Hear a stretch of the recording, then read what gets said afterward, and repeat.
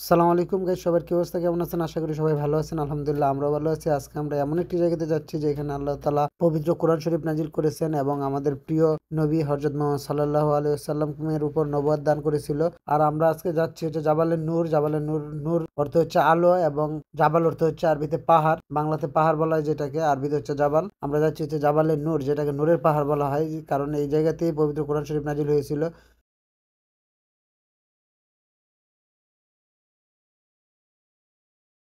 যে এই যে আপনার সামনে দেখতে পাচ্ছেন, এইটাই মূলত জাবালে নূর পাহাড়। এটার উচ্চতা প্রায় মাটি থেকে ৩,০০০ থেকে ৪,০০০ ফুট উপরে। এখানে উঠতে প্রায় সময় লাগে ১ থেকে ১ ঘন্টা ১০ মিনিট। যা আপনারা যারা অসুস্থ আছেন বা বয়স বৃক্ষ আছেন তাদেরকে বলবো কেউ এখানে উঠতে যাবেন না, কারণ ওঠার চেষ্টাও করবেন না। এটা মারাত্মক রিস্ক এবং মানুষকে অসুস্থ হয়ে যেতে হবে যদি বয়স্করা এখানে উঠতে যায়। কিন্তু আল্লাহ তাআলা সবাইকেই, যাদের মনে জোর দিয়েছে তারা অবশ্যই উঠতে পারবে, ওইরকম বলছি না। কিন্তু আমরা যেহেতু ইয়ং জেনারেশন, আমরা উঠেই বুঝতে পেরেছি আসলে এখানে ওঠাটা কতটা টার্ফ। এই যে দেখতে পাচ্ছেন, আমরা প্রায় ৫-৭ জন একসাথে যাচ্ছি, বন্ধু বান্ধব, ভাই ব্রাদার, এবং আরো অনেকে আছে। দেখতে পাচ্ছেন পিছনে অনেক লোকই আসছে যারা এখানে উঠতে যাচ্ছে। এখানে আমরা প্রায় ৫০০ ফুট উপরে উঠে গেছি। এখন আমরা গেট দিয়ে প্রবেশ করবো। মাটি থেকে ৫০০ ফুট আসার পরে আপনারা সিঁড়ি পাবেন। ওইদিকে রাস্তা করা আছে, অনেকে যাদের ব্যক্তিগত গাড়ি আছে তারা গাড়ি নিয়ে আসতে পারে। এই যে দেখতে পাচ্ছেন পাহাড়ের উপরে আমরা একটু ওঠার পরে আপনাদেরকে দেখানোর চেষ্টা করছি, পুরো মক্কা শহর দেখা যাচ্ছে এখান থেকে। আসলে মনোমুগ্ধকর একটা জায়গা, যেখানে না আসলে আপনারা বুঝবেন না। আর এটা হচ্ছে নূরের পাহাড়, এটা আপনাদেরকে আগেও বলেছি। এখানে যারা আসে তারা আসলে মনের জোর লাগে, অনেক শক্তি লাগে মনে, তাহলে এখানে উঠতে পারবে, না হলে কেউ উঠতে পারবে না। এটাতে উঠলে পা একদম পুরা ব্যথা হয়ে যায়, কিন্তু যাদের মনে জোর আছে তারাই সম্ভব এখানে উঠবে। এই যে আমরা এখানে রেস্ট করছি মাঝপথে। আরো অনেক উপরে, একদম পুরো উপরে যাওয়ার জন্য প্রায় আরো আধা ঘন্টা থেকে ৪০ মিনিট সময় লাগবে আমাদের, যা আপনারা পরবর্তীতে দেখতে পাবেন। পুরো শহরটা দেখতে কিন্তু অসাধারণ লাগছিল।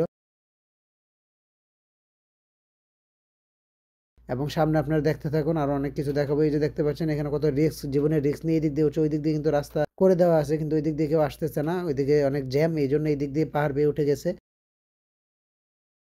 আমরা এখনো কিন্তু পুরোপুরি উপরে উঠতে পারি না, একদম পুরা চৌড়ায় উঠতে অনেক সময় লাগবে। এদিকে দেখতে পাচ্ছেন সিঁড়ি দেওয়া, সিঁড়িতে অনেক জ্যাম থাকায় মানুষ পাহাড় বেয়ে উঠছে। দেখতে পাচ্ছেন এটা আসলে অনেক রিস্ক। এখান থেকে যদি কোনোভাবে নিচে পড়ে যেতে পারে তাহলে মানুষ আর বাঁচবে না, জায়গায় একদম নিহত হয়ে যাবে, যা আসলে বলে বোঝানো যাবে না। এই যে দেখতে পাচ্ছেন রাতের কি সুন্দর লাগছে পুরো মক্কা নগরী, যা আসলে মনোমুগ্ধকর। এখন আমরা উপরে উঠতে পারি না, আরো অনেক সময় লাগবে একদম সম্পূর্ণ চূড়ায় পৌঁছাতে। আমাদের আরো প্রায় ২০ মিনিট ১৫ মিনিট সময় লাগবে।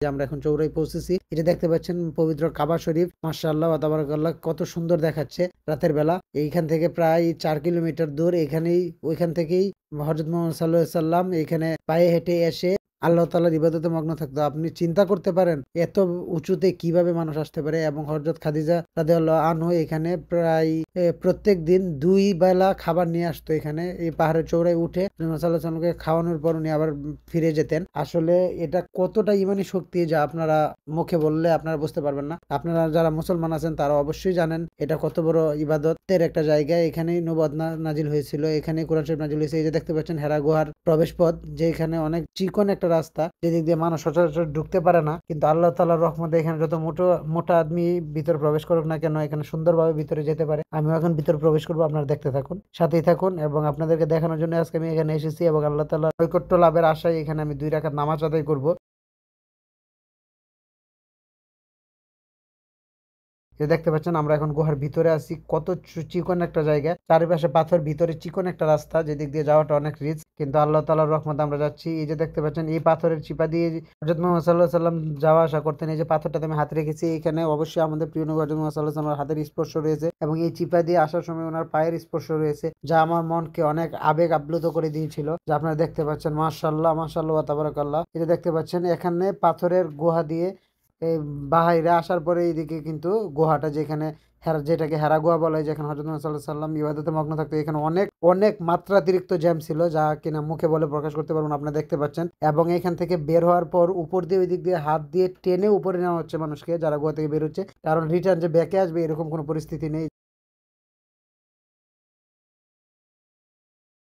যে দেখতে পাচ্ছেন এক বাইকে উঠানো হচ্ছে। আসলে আমি এখানে যাওয়ার চেষ্টা করেছি অনেক, কিন্তু যাওয়ার জন্য অনেক কষ্ট করতে হয়েছে, কিন্তু আল্লাহ তাআলার কাছে হাজার কোটি শুকরিয়া। যত কষ্টই হোক আমি লাস্ট পর্যায়ে গিয়ে ২ রাকাত নফল সালাত আদায় করতে পেরেছি এই গুহার ভিতরে, জন্য আল্লাহ তাআলার দরবারে আমি লাখো কোটি শুকরিয়া জানাই। যে দেখতে পাচ্ছেন আমি আস্তে আস্তে গুহার সামনে চলে এসেছি। এই যে দেখতে পাচ্ছেন ২ জন ভাই এখানে সালাত আদায় করছে, নফল সালাত আদায় করছে, যেখানে আসলে হযরত মুহাম্মদ সাল্লাল্লাহু আলাইহি সাল্লাম নিজে ইবাদত করতেন। আমিও এখানে ২ রাকাত নফল সালাত শেষ করব এখন। নামাজ শেষ করার পর আমি এখানে দেখেন বাইরে আসলাম। বাইরে আসার পরে দেখতে পাচ্ছেন পাহাড়ের জন্য আমি ঘাড় সোজা করতে পারছি না, সাথে এক পাকিস্তানি ভাই দাঁড়িয়ে আছে। আমার শেষ করে আমি পাহাড়ের উপরে আমাকে একজন উঠিয়ে ফেলছে। ওঠানোর পর আমি এখান থেকে দেখাচ্ছি আপনাদেরকে কি পরিমাণ মানুষ এখানে জ্যাম লেগে আছে। দেখেন ধাক্কা ধাক্কি।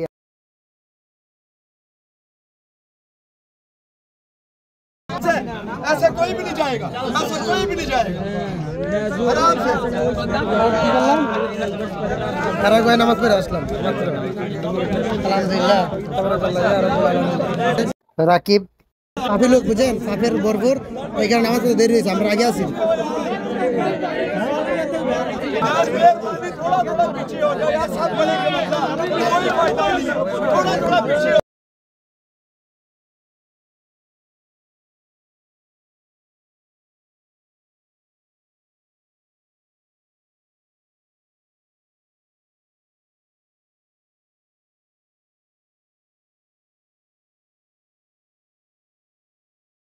আসছিলাম হচ্ছে হেরা গুহায়, এখানে 2 রাকাত নফল সালাত আদায় করছি আলহামদুলিল্লাহ। আল্লাহ তাআলা দরবারে লাখো কোটি শুকরিয়া। আমরা 5-6 জন ছিলাম, অন্যরা গুহায় যাইতে পারে না, আমরা 3 জন গেছি আলহামদুলিল্লাহ। আল্লাহ তাআলা আমাদেরকে যাওয়ার তৌফিক দান করছে এবং আমরা এখন নিচে যাচ্ছি। এইদিকে ওঠার সময় ওইদিকে সিঁড়ি, এখন অন্ধকারের জন্য দেখা যাচ্ছে না, অনেক জ্যাম ছিল ওইদিকে, আর উঠাটা অনেক কষ্ট করছিল। কিন্তু এখন আমরা এই দিক দিয়ে একটা নতুন রাস্তা আছি, এই রাস্তাটা অনেক সুন্দর, ল্যাম্প পোস্ট লাইট করা আছে, দেখতে অসাধারণ, পুরা ডাইন বাম সবকিছু দেখা যায়। আর ওই হচ্ছে হেরা গুহা, ওই উপরে যেখানে মনে করেন আমরা নামাজ পড়ে আসলাম। অনেক উঁচু ভাই, প্রায় 45 থেকে 1 ঘন্টার মতো সময় লাগে ওইখানে উঠতে পায়ে হেঁটে।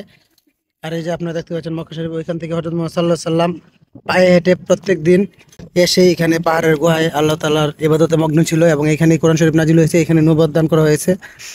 এটা রহমতে পরিপূর্ণ একটা জায়গা, সেখানে না আসলে কেউ বুঝবেন না। ওইখানে আমরা 2 রাকাত নামাজ পড়ছি, আল্লাহর কাছে অনেক কিছু চাইছি। আল্লাহ তাআলা আমাদের চাওয়া পাওয়াগুলো পূরণ করুক। সবাই ভালো থাকবেন, সুস্থ থাকবেন, ইনশাআল্লাহ। আপনাদের সাথে দেখা হবে নতুন কোনো ভিডিওতে। ভালো থাকেন, আল্লাহ হাফেজ।